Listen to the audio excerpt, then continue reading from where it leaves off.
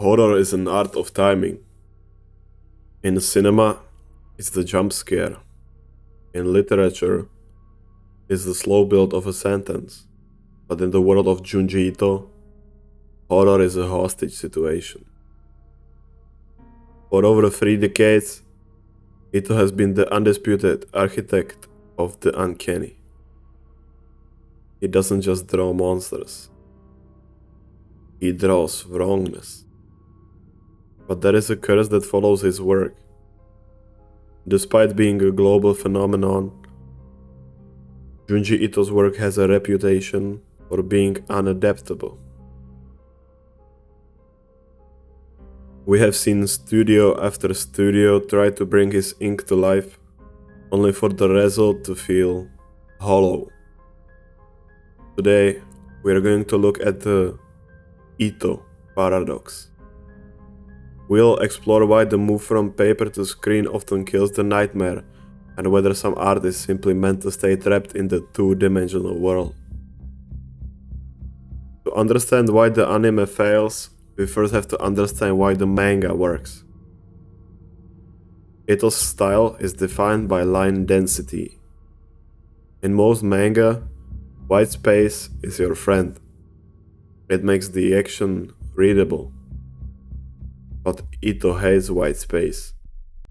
He fills every corner with obsessive detail.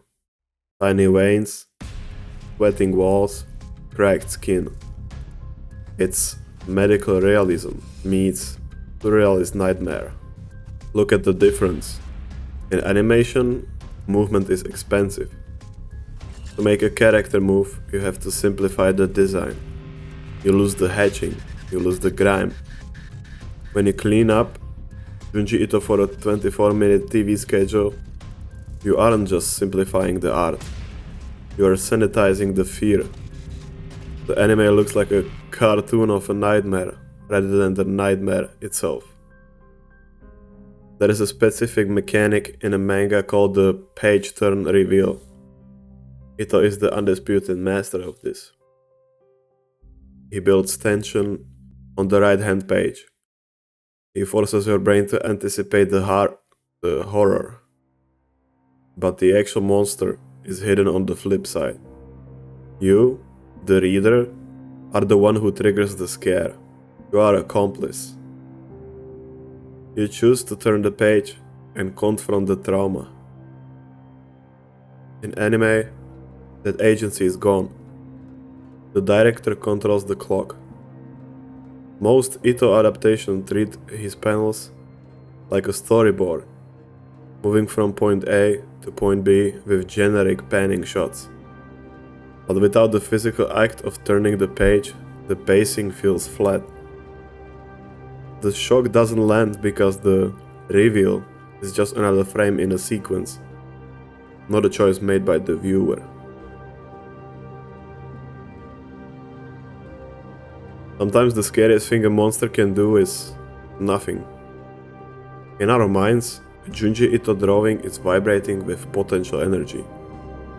We imagine how that body would crunch, how that skin would stretch. Our imagination is far better animator than any studio with a tight budget. This is why the Uzumaki adaptation by Hiroshi Nagahama caused such a stir. They chose to keep it black and white. They chose to use rotoscoping to mimic the unnatural movement of the human body. They realized that to adapt Ito, you can't just animate him. You have to translate his atmosphere. You have to embrace the stillness. So, is Junji Ito truly unadaptable? Perhaps. But maybe that's not a failure of the studios. Maybe it's a testament to the power of the medium of manga. Ito's work reminds us that horror isn't always about what moves in the dark. Sometimes the most terrifying thing in the world is a single, silent image that refuses to leave your head. Because once you've seen it, you can't unturn the page. Be sure to like and subscribe if you liked the video, and stay tuned for the next time. See you guys later.